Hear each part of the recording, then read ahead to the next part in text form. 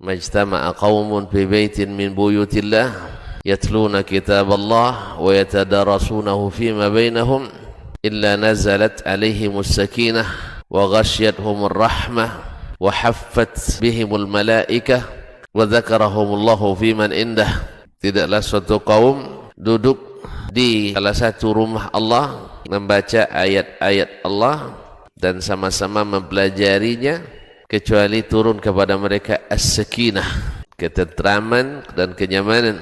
Wa ghasyiyatuhumur rahmah, dan mereka diliputi pula oleh rahmat, kasih sayang dari Allah Subhanahu wa taala.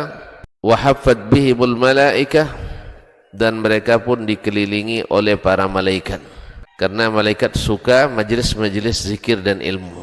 Wa dzakarahumullahu fiman indah, dan Allah akan banggakan sebut-sebut mereka di kalangan malaikat-malaikat yang ada di sisinya, di masyarakat atas. Mudah-mudahan kita termasuk yang sering disebut-sebut di sisi Allah di kalangan para malaikat, dan di akhir majlis ini mudah-mudahan kita pula mendapatkan seperti yang tersebut dalam hadis qudsi, qumu maghfuran lakum, silahkan berangkat meninggalkan majlis ini dalam keadaan diampuni dosa-dosa kalian.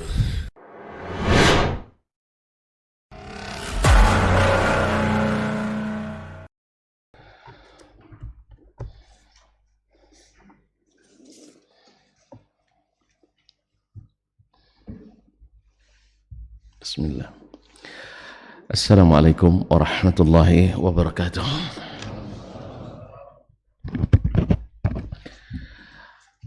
Innal hamdalillah nahmaduhu wa nasta'inuhu wa nastahdihi wa nastaghfiruhu wa natubu ilayh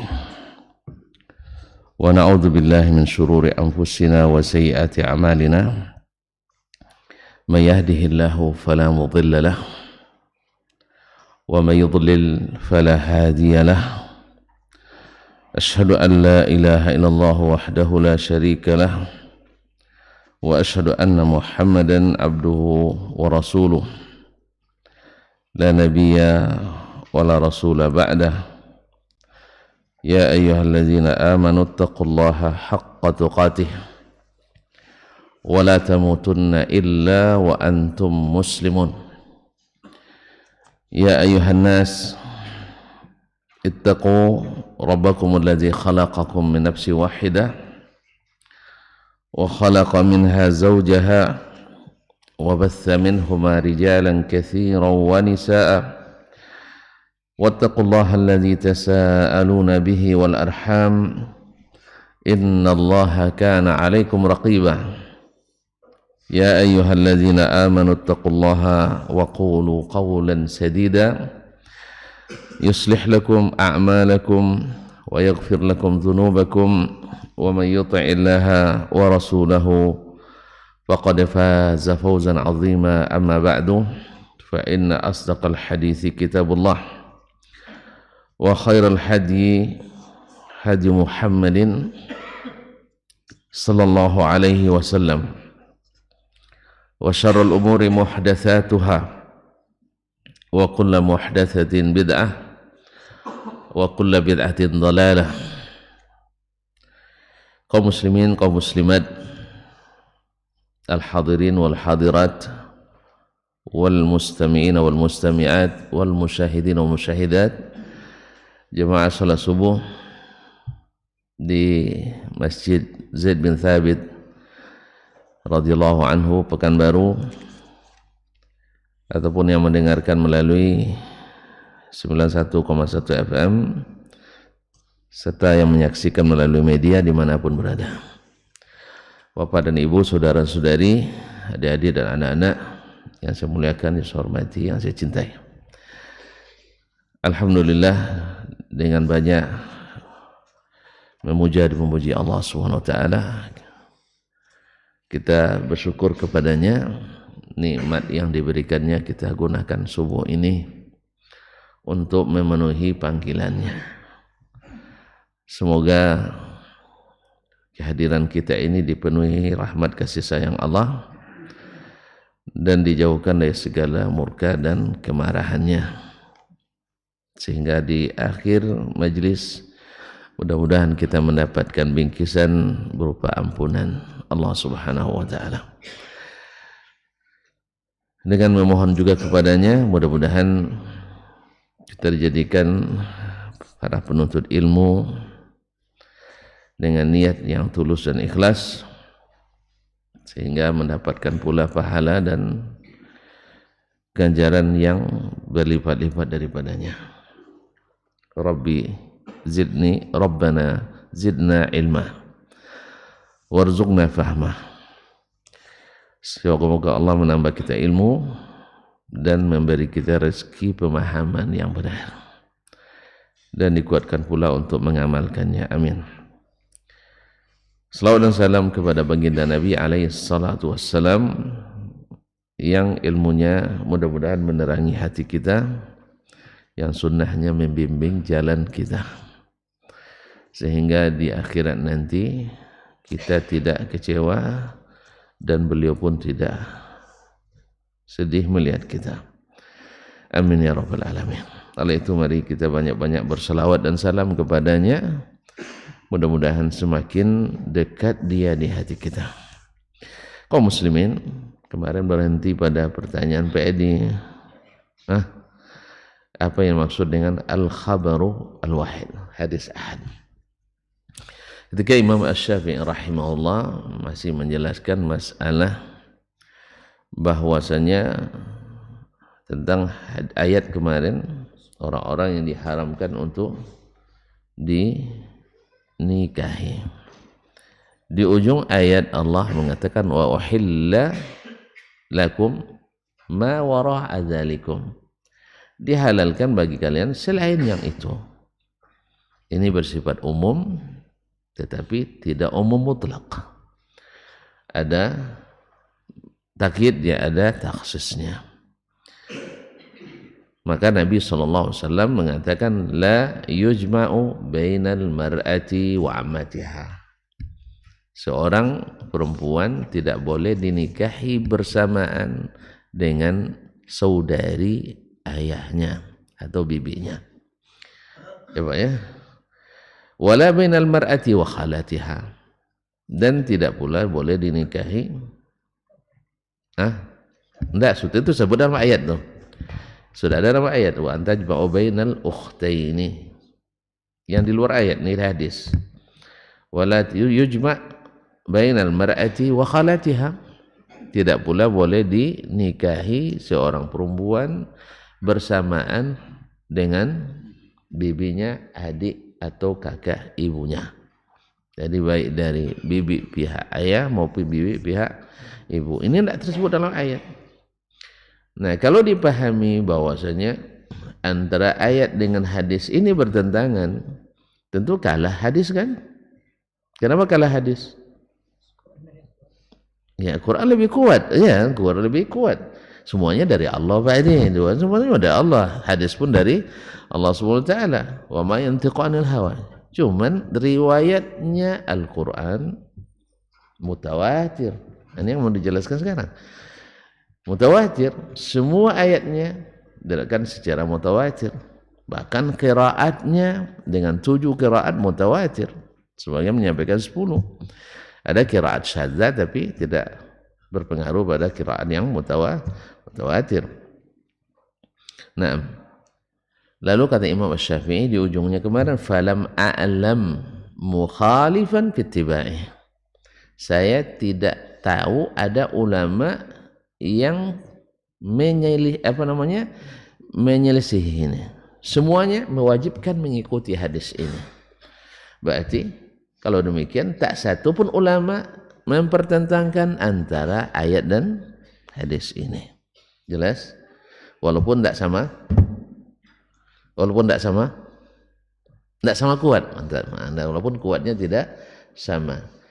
Makanya di kalangan ulama kita Ahlus Sunnah wal Jamaah bahwa berhujjah dengan hadis sama dengan berhujjah dengan Al-Quran, sama-sama kuatnya. Walaupun Al-Quran riwayatnya lebih kuat. Tidak menyalahi hal ini kecuali sebagian golongan yang menyimpang. khususnya yang menyimpang dalam masalah akidah. Yang menyimpang dalam akidah. Kita kan sudah sepakat mengatakan kemarin, bila antum menyimpang berarti terpisah. Terpisah kan? Terpisah dari jamaah. Terpisah dari jamaah. Kalau begitu berarti antum tidak lagi ahlu. Ya kalau sudah keluar jalur sunnah berarti tidak lagi ahlu sunnah. Terpisah dari jamaah berarti tidak lagi ahlul jamaah. Berarti gelar ahlus sunnah wal jamaah tidak patut bagi orang yang menyimpang. Apa sebab? Dia keluar dari jalur. Berarti semakin jauh dia keluar, semakin iyalah Pak, semakin jauh dia keluar, semakin terpisah dari sunnah dan dari jamaah. Makanya semakin berat dia menyimpang, apalagi kalau U-turn pula nih ya, itu semakin semakin jauh dari sunnah dan semakin jauh dari jamaah. Makanya alhamdulillah orang yang istiqamah di atas sunnah takkan keluar dari jamaah. Dan jamaah itu bukan nama organisasi. Nanti Bapak bilang pula jamaah Ansar Tauhid misalnya, bukan. Masa Ansar Daulah misalnya, bukan Islam jamaah, tidak. Atau jamaah ini dan itu, bukan. Jelas Pak? Bukan jamaah Zaid bin Sabit, tidak. Asal jamaah itu definisinya adalah yang menyatukan. Apa yang menyatukan umat ini? Saling memahami. Yang menyatukan umat ini adalah saling memahami. Tak boleh saling menyalah gitu. Enggak. Al-Quran was sunnah. Tapi semua pakai Al-Quran sunnah Pak, tapi bantah juga. Gimana? Dengan pemahaman yang benar. Semua bilang pemahamannya benar. Antum ketemu sahabat. Terus di mana tahunya? Semua pakai kitab. Semua pakai kitab. Ada yang kuning lagi kitabnya. Semua pakai kitab. Jadi, semua pakai kitab. Tetap juga bantah. Makanya disinilah pentingnya apa yang digaungkan oleh Syekh Al-Albani pada zaman ini. Sebenarnya digaungkan oleh ulama sebelumnya. Mohon maaf. Oleh ulama-ulama sebelumnya. Bahwa harus ada tasfiyatul ilm. Ilmu itu harus dibersihkan lagi. Karena sudah bercampur antara ilmu barat dengan ilmu timur, ilmu selatan dengan ilmu utara. Sehingga banyak suku-suku Benalunya. Suku-suku Benalu tidak menyaksikan kemarin, itulah terlambat itu. Ada benalu-benalu yang hinggap di pohon-pohon Al-Quran dan sunnah ini. Nah, benalu gimana Pak? Dipelihara? Tapi cantik bentuknya. Iya. Nah, demikian juga sakit tahu sakit? Enggak tahu. Jadi hiasan orang. Jika ditaruh dalam pot jadi indah nih. Tapi ditaruh di kayu merusak kan? Nah, Pak kalau punya pohon kelapa nanti ini banyak ngajar tentara berbaris saya dengan apa jadinya. Masih punya pohon kelapa. Dah lama tak pulang kampung nampaknya. Enggak punya bapak. Pulanglah sekali-sekali. Ya biar tahu pohon kelapa yang ditumbuhi oleh sakek itu sakek. Yang milenial enggak tahu Pak, kita kerja antara kita aja. Yang ditumbuh itu pasti satu berpengaruh pada buahnya. Kedua berpengaruh juga pada airnya. Besok pulang Pak ya. Kalau Bapak takut ajak saya ke kampung. Nah, kita cari nanti pohon kelapa yang ada sakenya, pohon kelapa yang tidak. Mana yang lebih baik mutu airnya? Coba, tidak pernah diteliti ya? Coba teliti nanti. Nah. Jadi kaum muslimin dan muslimat dirahmati Allah. Demikian juga dengan Islam ini. Orang sekarang Islam cenderung dengan perasaan, sah? Cenderung dengan perasaan. Tapi kalau untuk mengukur apa nih, pakai data. Ya, mengukur bikin bangunan harus pakai data, mendiagnosa penyakit harus pakai data. Tapi kalau agama pakai perasaan. Itu yang masalahnya. Main rasa-rasa dan kira-kira. Baik, ke sini kembali Pak. Jangan terlalu panjang di situ Pak. Jadi selesai kita. Nah. Jadi kata Imam Syafi'i rahimahullah, falam a'lam mukhalifan bittiba'i. Saya tak tahu seorang pun ulama. Tentu dia bicara tentang ulama dia Pak. Kalau yang tidak berilmu kan tidak masuk dalam kategori ini. Ya. Sebab orang yang tidak berilmu kan tidak berhak bicara tentang ilmu. Sama juga orang berlemu, orang yang tak berlemu tak bisa bicara tentang tahu lemu beda lemu dengan ilmu. Tak tahu juga Pak. Perbedaan ilmu dengan lemu. Bapak dah lama tinggal di kota jadi banyak. Bahasa sekampung tuh, ilmu tuh sihir, dukun dan sebagainya. Nah, itu lemu namanya. Tak pernah nuntut ya. Bapak sejak kecil dah di kota nampaknya, itulah ruginya. Alhamdulillah. Fa'alam mukhalifan, tak satu pun saya mengetahui ulama yang menyalahi ini. Semuanya sepakat wajib mengikuti hadis ini. Bahwa bila bapak menikah dengan seorang wanita, jangan coba-coba melirik bukan yang lain. Ini terpengaruh PP nomor 10 lagi. Jangan jauh-jauh pergi. Jangan sekali-kali melirik bibi istri. Kalau saudarinya dah ada, selesai kaji dia ayat tadi.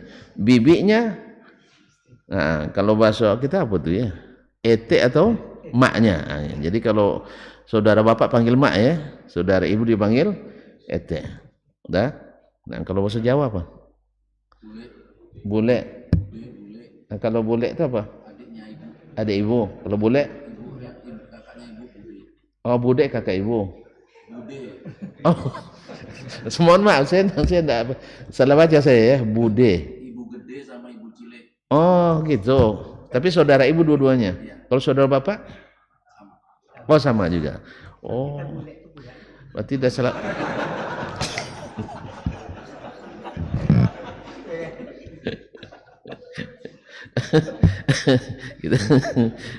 kita iyalah boleh. ada saya selama ini salah paham saya kalau gitu. Saya kira bude itu saudara bapak bapak ya, bukan. Jadi ibu gede gitu ya. Ibu cilik. Ya, terima kasih jazakallah khair. Jadi kalau sudah menikah dengan seorang perempuan tak boleh lagi melirik-lirik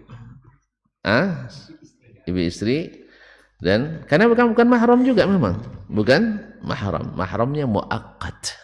Mahramnya hanya sementara.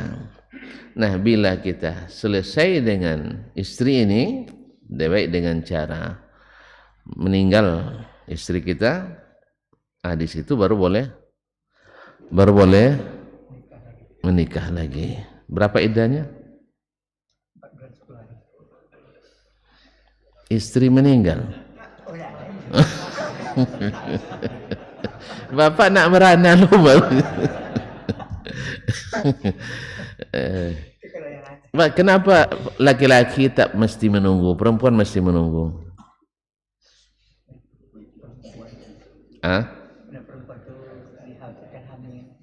Iya, perempuan itu kan perempuan itu kan harus dibersihkan, harus diketahui ada berisi atau tidak, hamil atau tidak. Ada lebih hal dari sisi psikologis, tapi ini pandangan saya sendiri ya, mungkin salah, saya bukan ahlinya, tapi saya hubung-hubungkan antara ilmu psikologisnya bahwa wanita itu lebih cepat melupakan daripada laki-laki. Makanya Nabi SAW ketika beliau setelah Khadijah meninggal, beliau kan masih mengingat Khadijah, sampai-sampai yang hidup cemburu pada yang sudah mati. Coba bayangkan. Tapi kalau perempuan Saya terima, ini ilmu saya terima dari istri saya nih. Ya, ya. Iya serius ya, dari istri saya terima. Kalau perempuan bila sudah menikah lagi, dia lupa pada yang pertama. Kecuali yang pertama luar biasa baiknya kan, ini luar biasa jahatnya. Itu mungkin. Tapi selama dia bahagia dengan kedua ini, pada umumnya sebab hati wanita itu memang tidak berkotak-kotak kayak laki-laki. Laki-laki di sini bilang engkau yang paling kucintai. Besok di sana itu lagi yang paling cintai. Itu laki-laki. Untung itu dibolehkan.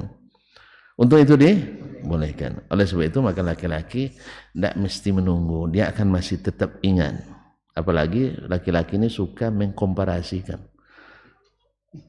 Membanding-bandingkan. Perempuan jarang sebab tahu dia suaminya kalau sempat dibandingkan dengan orang lain, wih gawat. Tapi kalau perempuan laki-laki suka gitu. Ini di sini keasinan, di sana tidak terasa garam. Itu biasa laki-laki itu. Cuman ada yang sampai mengeluarkan, ada yang hanya memendam di dalam. Mana yang bagus? Biarlah pecah di perut, jangan pecah di mulut. Gitu aja, terasa diam aja, tinggalin aja, tidak dimakan, selesai masalah. Tapi kalau bapak bilang, oh tidak ada garam, bahaya. Dia bilang garam mahal katanya. Garam mahal, uang belanja tidak tambah. Nah, akhirnya lama debat itu. Baik, fakanat fihi dilalatan.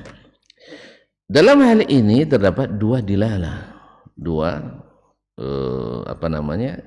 petunjuk, dua dalil. Satu, dilalatun ala anna sunnata Rasulullah sallallahu alaihi wasallam la takunu mukhalifatan li kitabillah bihal. Yang pertama menunjukkan bahwasanya tidak satu pun sunnah yang bercanggah dengan kitabullah. Tak satu pun hadis atau sunnah yang menyalahi Al-Quran dalam kondisi apapun. Itu yang pertama. Buktinya tadi sudah dijelaskan ada di ayat wahillalakum ma wara'a dzalikum, dihalalkan bagi kalian yang sesudahnya selain daripada itu. Ternyata masih ada yang diharamkan berdasarkan sunnah, kan seolah-olah bertentangan. Tetapi kata Imam Syafi'i ini tidak bertentangan. Tidak bertentangan. Berarti umumnya ayat ditaksis dengan hadis Nabi sallallahu alaihi wasallam sesuai dengan fungsi hadis, yaitu menjelaskan makna yang dituju dari Al-Quranul Karim. Dilatu ala sunnah Rasulullah takun mukhalifatan li kitabillah bihal walakinnaha mubayyinatun ammahu wa khassahu. Tapi sunnah menjelaskan mana makna umum, mana makna khusus. Itu yang pertama, Pak. Wa dilalatun ala annahum qabilu fi khabar al-wahid. Yang kedua menjadi petunjuk bahwa para ulama menerima hadis yang diriwayatkan oleh satu orang.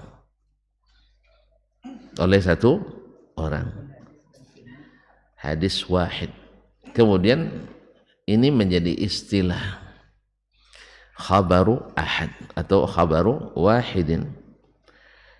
Sebab Imam Syafi'i rahimahullah mengatakan ini sebab bibit-bibit ilmu kalam itu sudah mulai nampak, di mana ada orang dengan logikanya menolak hadis-hadis yang diriwayatkan oleh perorangan, tidak jamaah, tidak ramai yang meriwayatkannya.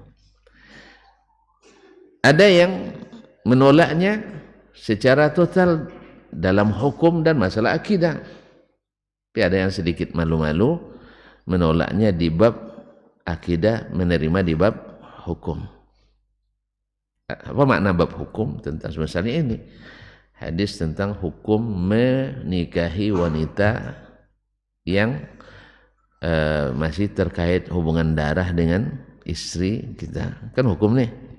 Nah yang seperti ini sebagian menerima, tapi ada sebagian yang sudah mulai menolak itu. Alasannya alasan logis, memang logis. Manusia bisa lupa. Manusia bisa lupa, bisa bisa salah. Bisa lupa, bisa salah. Nah, perawi manusia atau tidak? Manusia. Paham, Mbak? Nah, sekarang kita akan menisbatkan hukum ini kepada Allah dan Rasul. Seolah-olah kan kita berkeyakinan hukum ini hukum Allah dan hukum. Saya ulang kembali. Ini waktu sudah mulai mendekati, jadi agak saya ulang kembali. Manusia bisa salah, bisa lupa. Kayak Rabbana la tu'akhidna in nasina aw akhtana. Nah, perawi hadis mungkin salah, mungkin lupa, mungkin. Nah, ketika dia sendiri meriwayatkan hadis ini, padahal dia mengandung muatan hukum. Hukum ini akan disebutkan kepada siapa? Kepada Allah dan kepada hukum Islam dinisbatkan kepada siapa? Allah dan bukan umat Islam, Rasulullah. Umat Islam tidak maksum dah secara personalnya, kepada Allah dan Rasul. Karena yang syari' itu, yang pembuat syariat itu kan hanya Allah dan Rasul sallallahu alaihi wasallam. Ketika kita meriwayatkan ini, berarti kita mengatakan ini hukum Allah dan hukum Rasul sallallahu alaihi wasallam. Kenapa dia sendiri meriwayatkan? Kenapa dia sendiri yang meriwayatkan? Dia mungkin salah, mungkin lupa. Jelas? Oleh sebab itu maka mereka, daripada kita ragu, lebih baik tolak saja. Jelas, Pak? Karena orang peragu itu memang gampang menolak. Orang peragu suka menolak.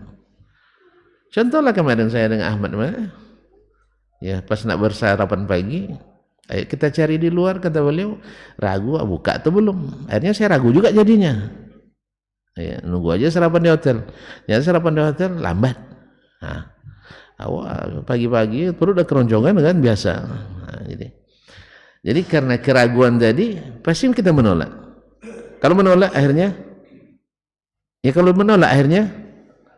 ya tidak jadi, tidak diterima. Kalau tidak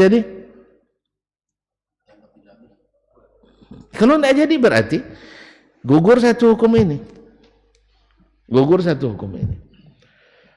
Jelas? Bayangkan bagaimana mudaratnya terhadap agama.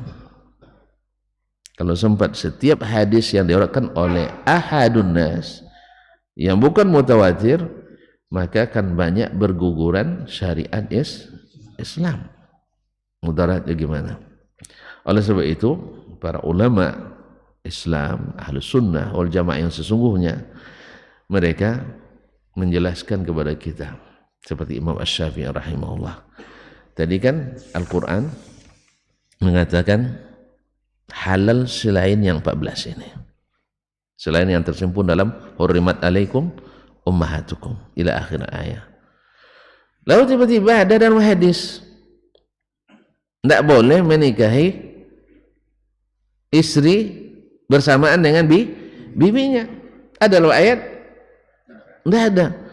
Nah, perawinya hanya Abu Hurairah radhiyallahu anhu menurut Imam Syafi'i ini. Sedangkan sebenarnya ada riwayat Jabir bin Abdullah lagi, cuman sebagian besar ahli hadis mengatakannya tidak sahih. Berarti yang sahih hanya dari Abu Hurairah. Nah, orang-orang yang menolak hadis ini, hadis yang sahih tapi diriwayatkan oleh perorangan, ini bukan ahli hadis. Paham, Pak? Bukan ahli hadis. Makanya antum baca seluruh orang yang menolak hadis ahad bukan dari kalangan ahli hadis, walaupun dia pakar hadis. Karena istilah pakar kan sekarang. Mohon maaf, dulu baru dikatakan ahli hadis itu ini klasifikasinya. Sekarang enggak, ijazah yang masalahnya. Kan jadi sekarang itu yang menjadi ukuran adalah ijazah. Apalagi saudara juga guru besar, profesor. Oh itu profesor hadis tuh katanya. Tapi gimana caranya jadi profesor kita kan nggak tahu kan. Nah, Imam Syafi'i tidak ada profesor hadis, Imam Ahmad tidak ada profesor hadis. Jadi Imam Syafi'i sudah berhadapan langsung dengan model-model ini di zamannya. Seperti Hafs al-Fard, ya, al-Mutakallim, al-Mu'tazili. Imam Ahmad sudah berhadapan dengan orang seperti ini, Ahmad bin Abi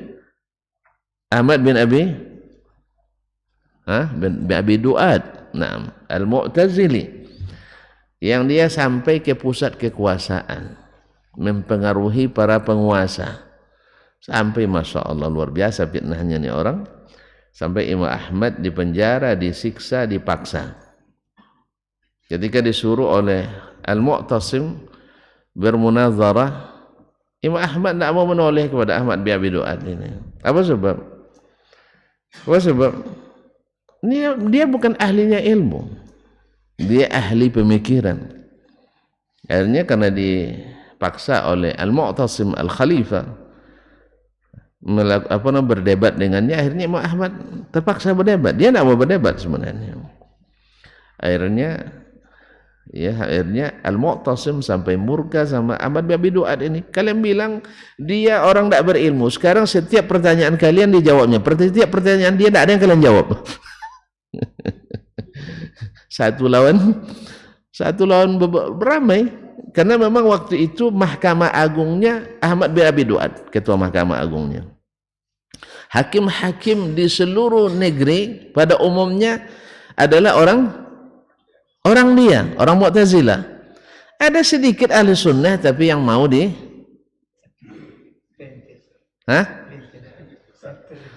Pak, bukan pelintir ini Pak.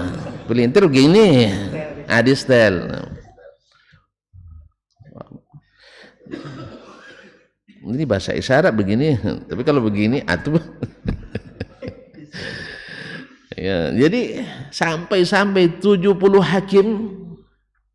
hakim tinggi memfatwakan Imam Ahmad sesat menyesatkan. Kebayangkan fitnahnya. 70 hakim tinggi yang besar. Tentu khalifah kan percaya kan? Ini orang-orang hebat pakai titel semua. Ya. Ahli pemikiran, pandai bahasa kitab Yunani, bahasa asing pandai.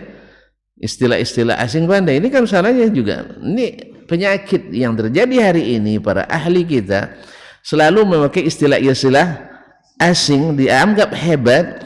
Itu dulu sudah ada di abad kedua ketika kitab Yunani diterjemahkan, sehingga bahasa Arab rusak. Kita sekarang juga mengalami hal yang sama ketika para pakar kita menggunakan bahasa asing, bahasa Indonesia rusak. Ini saya sampaikan di depan siapapun. Saya katakan bahasa Indonesia rusak oleh para akademisi. Sebab mengajarkan bahasa Indonesia tidak pakai istilah Indonesia. Apa tadi diptong, konjungsi, mana-mana. Memang kita tidak punya kata tambahan, imbuhan, iya kan? Kata depan, kata sambung. Nah, ini sudah dipakai kata-kata. Tapi apa awak pengajar tidak paham, no? Pengajarnya aja tidak paham. Akhirnya rusak bahasa. Ini gara-gara tren-tren istilah asing. Ini di mana-mana. Penyakit ini sampai ke kalangan ustadz pun terbawa-bawa. Sampai saya pun terpaksa juga sekarang menggunakannya. Itu supaya terlihat keren juga dikit. Ya, kalau enggak, ini ya, awak lah sudah tamat Timur Tengah, Arab Saudi pula kan. Orang Arab tuh mana pandai dia bahasa katanya. Kan dia kadang tidak pandai awak. Sama kita tidak pandai nyerah. Bahasa Arab tidak pandai ini. Awak tinggal di Arab tidak pandai bahasa Arab. Jadi pondok pandai bahasa Arab. Setelah kita dengar bahasa Arabnya, baca kitabnya, patutlah. Memang yang biasa kata orang Arab, la ya'lamul fadla li zawil fadli illa zawul fadli. Takkan ketahui kelebihan orang punya kelebihan kecuali orang punya kelebihan juga. Dia serba kekurangan, terpaksa mencari kekurangan orang. Catat itu, siapa yang suka mencari kekurangan orang, sebenarnya dia yang punya kekurangan. Termasuk Ustaz ya. Termasuk Ustaz itu kalau sempat tuan-tuan lihat saya mencari kekurangan orang, berarti saya sedang kekurangan itu. Ya, semoga tidak aja Pak ya. Nah, jadi kaum muslimin dan muslimat jelas ya. Jadi Imam Syafi'i kenapa menyebutkan itu sudah gelombang itu sudah mulai beliau saksikan sendiri orang yang menolak khabar ahad. Ini tidak jadi juga dijelaskan jadi Pak. Khabar ahad itu lawan mutawatir. Mutawatir itu ulama menjelaskannya yaitu khabarun rawahu jama'atun tuhilul adatu tawatu'ahum alal kadzib. Terjemahkan Pak ini, yaitu hadis yang diriwayatkan oleh banyak orang secara adat mustahil mereka berbohong, sepakat. Kalau sekarang kan mungkin saja orang sepakat berbohong kan. Ini alat membuat orang bisa bersepakat berbohong. Iya nak? Silakan nanti ya. Depan kita bicaranya gini, nanti di teleponnya masing-masing. Ustaz Dasman, Fulan, sebentar lagi Ustaz Dasman datang tuh. Saya bilang begini tadi ya. Saya bilang juga gitu, betul kan? Telepon lagi yang satu, yang akan saya datangi juga. Hati-hati, jangan bilang yang lain-lain. Saya bilang tadi begini. Pokoknya kita sepakat ya, sepakat. Akhirnya 50 orang sepakat berbohong. Jelas? Nah, di zaman itu satu yang bisa menjadi ahli hadis itu, ini mohon maaf tuan-tuan, ini mohon maaf ini. Yang tersinggung enggak? Tersungking boleh, tersinggung jangan. Nah, kita hari ini kayak tidak ada yang lulus bisa jadi perawi hadis, kecuali hadis maudhu. Serius ini. Sebab orang yang meriwayatkan hadis hari itu tak boleh pernah tercatat berdusta selama hidupnya. Saudara tunjuk tangan yang tidak pernah berdusta. Jujur, jangan-jangan nunjuk tangannya dah juga termasuk dusta lagi. Saya selalu tanya dengan mahasiswa saya, apa hukum berdusta? Dia bilang, dosa besar apa dosa kecil? Masya Allah, tanpa ragu mereka bilang dosa kecil. Tapi tidak semua, ada sebagian itu. Ketika kami bicara tentang definisi al-adalah, itu tersebut dosa besar, dosa kecil. Coba bikin contoh dosa kecil yang selalu dibuat orang susah dihindari. Dusta Ustaz katanya. Jadi zaman ini dusta sudah jadi dosa kecil. Padahal itu sebesar-besar dosa setelah syirik dan durhaka pada orang tua. Sampai Nabi mengulang-ulangnya berkali-kali.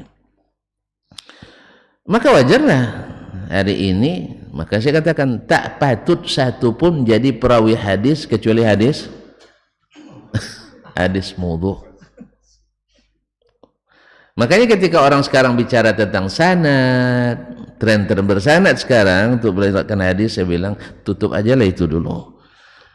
Ya, sanad dari kita ini kayak tadilah untuk hanya khusus ada hadis palsu. Bukan maknanya. Ini yang salah paham pula kata Ustaz Asman tidak perlu sanad gitu. Sanad kita sudah cukup dengan Al-Bukhari, Muslim, Ahmad, An-Nasai, Ibnu Majah, Tirmizi, At-Tabarani dan semuanya mereka sudah catatkan sanadnya. Kalau untuk menentukan sahih tidak hadis sampai di situ sudah cukup tuh. Tapi kalau antum nak ingat tren, oh kami bersanad ini, tidak apa-apa. Carilah sanad itu sebanyak-banyaknya. Tidak ada ngaruhnya yang punya 1000 sanad dengan yang tidak punya sanad sama sekali. Jelas? Apa gunanya antum punya 1000 sanad tapi hujahnya hadis palsu dipakai juga? Hadis sahih antum buang. Jelas, Pak?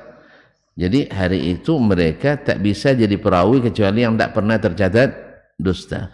Nah, ada juga perawi yang mencatat pernah dusta, maka dapat titel atau label muttahamun bil kadzib. Dia tertuduh berdusta. Apa sebab? Pernah berdusta. Bukan atas nama Nabi sallallahu alaihi wasallam, tapi kalau sudah atas nama Nabi, oh parah lagi, kadzab. Walaupun hanya sekali. Kadzab. Berani dia berdusta atas nama Nabi, berarti atas nama orang lain pasti lebih berani. Maka tercatatlah bahwa di antara orang yang paling mudah berdusta atas nama Allah dan Rasul ahli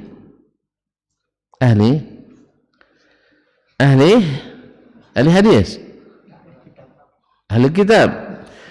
Pak, ahli bid'ah, apa takut nyebut bid'ah? Saya pun sebenarnya takut, tapi karena ini harus disebut, tidak bisa lagi.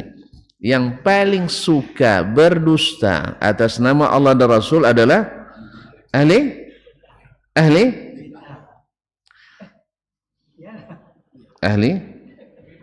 bid'ah dan ahli hawa. Ahli bid'ah dan ahli hawa. Siapa bid'ah yang paling parah? Pada nengok saya, kenapa?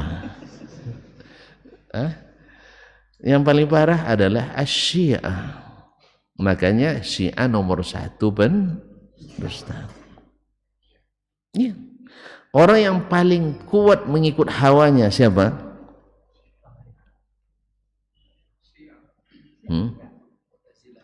Al-Mu'tazilah. Ahsanta. Al-Mu'tazilah, Al-Zanadiqa, Al-Malahida. Maka mereka juga selalu jadi runner up-nya dalam berdusta. Kadang Syiah naik, kadang Al-Mu'tazilah naik. Jadi alul hawa wal bid'ah. Kemudian semakin sedikit semakin ringan bid'ahnya, semakin sedikit pula dustanya. Jadi tidak bisa sama semuanya. Jelas ya? Tapi yang jelas semua bid'ah. Allah, indahnya hadis ini menurut Bapak, tapi serem bagi yang lain. Hadis yang dia tahu hanya kullu bid'atin dalalah, itu aja diulang-ulang terus. Ya memang Nabi kita selalu ulang-ulang itu. Nabi ulang-ulang itu, kita pun harus ulang-ulang terus. Sebab apa? Karena bahayanya sangat berat. Kita sampai ditolak nanti di tepi telaga. Kita sampai nanti banyak yang tersortir pahala. Mau enggak? Kita enggak mau. Makanya kita ingatkan terus. Marah orang, kalau masih marah berarti masih sayang itu. Kalau masih marah berarti masih sayang. Kalau masih diingatkan berarti masih sayang. Ya karena Nabi ingatkan. Menjelang mati pun dia ingatkan juga. Jangan melakukan itu. Ya sih? Tentu marah sama Nabi sallallahu alaihi wasallam. Baik, sudah jelas Pak? Hadis mutawatir sudah? Belum jelas Pak. Saya yakin belum jelas. Saya perjelas lagi. Misalnya ini rawi di Basrah. Siapa rawi di Basrah yang paling terkenal dari sahabat? Bilang nggak tahu biar cepat. Anas ibn Malik. Ahli Basrah meriwayatkan dari Anas sampai ke Nabi sallallahu alaihi wasallam. Misalnya Syu'bah. Kita cari dari Basrah misalnya ya. Al-Bundar. Cerita Bundar tadi kan? Tahu Al-Bundar. Meriwayatkan dari Gundar. Gundar meriwayatkan dari Syu'bah. Syu'bah meriwayatkan dari Qatadah. Qatadah meriwayatkan dari Anas dari Nabi sallallahu alaihi wasallam. Dah, ini orang Basrah semuanya. Kita lagi ciri ada riwayat orang Kufah. Ayo Pak. Orang Kufah. Tidak tahu juga. Bilang tidak tahu. Misalnya Ahmad meriwayatkan dari Al-Hasan ibn Musa Al-Asyab Al-Kufi. Dia meriwayatkan daripada Israel ibn Yunus ibn Abi Ishaq dari datuknya Abu Ishaq As-Sabi'i, ya Pak. Kemudian Abu Ishaq dari Al-Aswad ibn Yazid An-Nakhai dari Abdullah bin Mas'ud. Selesai pula. Hadis yang sama. Kita cari riwayat ahli Madinah. Madinah nggak tahu juga. Ya Allah, Madinah. Imam Malik. Imam Malik meriwayatkan dari Nafi' Maula bin Umar dari Ibnu Umar dari Nabi, hadis yang sama.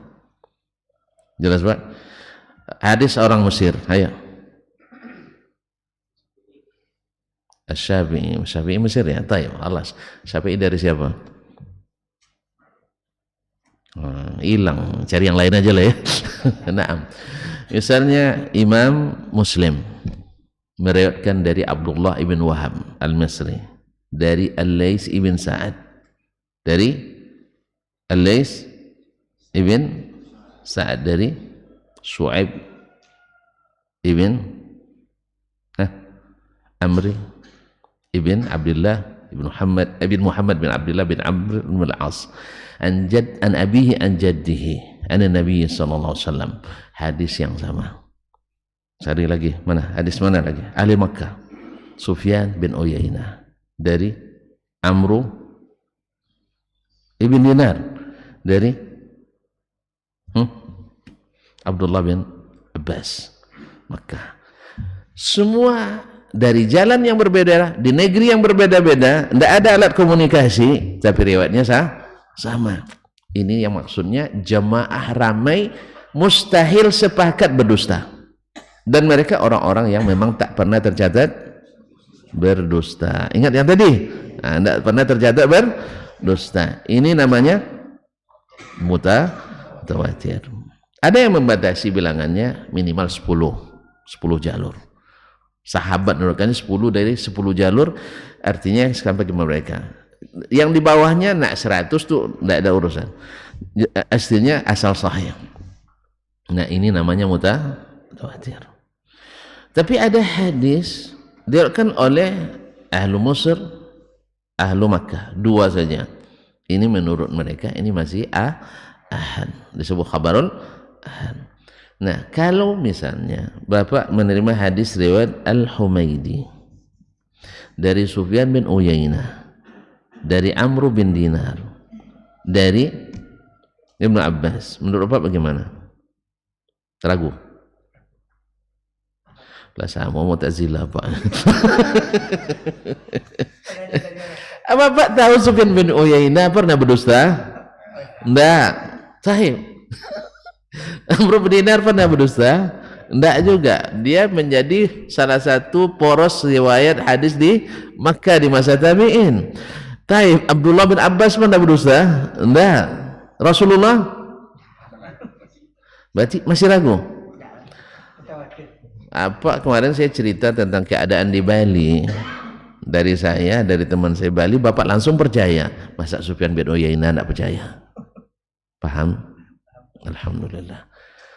Ya, sama Ustaz Dasman aja Pak percaya. Apalagi sama Sufyan bin Uyainah rahimahullah ta'ala. Makanya kaum muslimin dan muslimat dirahmati Allah, orang boleh berteori, tapi teori selalu lahir dari di mana antum hidup. Kita hidup di zaman banyak. Ulang kaji tadi lagi, nanti tidak selesai nampaknya. Tadi di zaman orang banyak berdusta, di zaman orang banyak tersalah. Akhirnya kita mengukur perawi dasar dulu itu dengan ustadz di zaman, bukan ustadz, dengan orang di zaman kita. Paham? Akhirnya keluarlah bahwa mereka tidak menerima berita dari orang perorangan seperti itu. Kemudian, tapi kan ada juga menolak di zaman itu, zaman Syafi'i, karena mereka hidup di lingkungan orang-orang yang suka dusta juga, Mu'tazilah, ahlul bidah wal ahwa. Mereka hidup di teman-temannya yang suka berdusta. Tentu bagi mereka orang lain juga berdusta. Sehingga keluar tamsil orang Arab, idza sa'a fi'lul mar'i sa'at zununuhu. Bila buruk perbuatan seorang, buruk pula dugaannya. Makanya orang-orang yang bersih hatinya, kuat imannya, bagus amalnya, yang pertama lahir adalah berbaik sangka pada orang yang baik. Ini ulama kita lihat tidak pernah tercatat berdusta. Dalam masalah uang tidak pernah berdusta, berdagang tak pernah berdusta, apalagi bernama atas nama Allah dan Rasul. Maka mereka adalah orang-orang thiqah, thabt. Maka teori tadi dibangun selalu oleh orang-orang yang tidak akrab dengan riwayat, bukan lahir dari ahli riwayat. Kalaupun ada di antara mereka masuk juga dalam spesialisasi ilmu hadis, tetapi kadang-kadang sudah terpenuhi oleh subuhat ahli hawa sebelumnya. Maka oleh sebab itu ibarat menanam bersih-bersih di dalam. Kalau tidak nanti bercampur antara ilmu dengan lemu, antara hujjah dengan subhat. Jelas? Makanya bersihkan subuhat, bersihkan hawa-hawa, bersihkan kepentingan-kepentingan, maka insya Allah masuk Al-Quran dan hadis bersih. Ya Pak? Kayaknya belum paham juga. Sudah? Dah, Alhamdulillah. Terus kita lanjutkan minggu depan insya Allah. Ini pekan ini hampir nggak jadi tadi sebenarnya. Iya, hampir nggak jadi pagi ini nih. Cuman ada tamu memang. Saya ditelepon tadi nih. Terima kasih. Tapi udah paham kan? Berarti janji dan tertepati. Oh, masih lagi? Belum mantap lagi pahamnya? Sudah, alhamdulillah. Insyaallah ta'ala tabarakallah. Itu ada gunanya nanti dalam memahami yang selanjutnya. Baik, terima kasih dan mohon maaf. Wallahu ta'ala alam wa sallallahu ala nabiyyina Muhammad wa sallam. Subhanakallah bihamdik asyhadu an la ilaha illa anta astaghfiruka wa atubu ilaik. Wassalamualaikum warahmatullahi wabarakatuh. Majtama'a qaumun fi baitin min buyutillah yatluna kitaballah wa yatadarasunahu fima bainahum illa nazalat alaihimus sakinah wa ghasyiyatuhumur rahmah wa haffat bihimul malaikah wa dzakarahumullahu fiman indah. Tidaklah suatu kaum duduk di salah satu rumah Allah membaca ayat-ayat Allah dan sama-sama mempelajarinya kecuali turun kepada mereka as-sakinah, ketentraman dan kenyamanan, wa ghasyiyatuhumur rahmah, dan mereka diliputi pula oleh rahmat, kasih sayang dari Allah Subhanahu wa taala, wa haffat bihimul malaikah, dan mereka pun dikelilingi oleh para malaikat karena malaikat suka majlis-majlis zikir dan ilmu. Wa dzakarahumullahu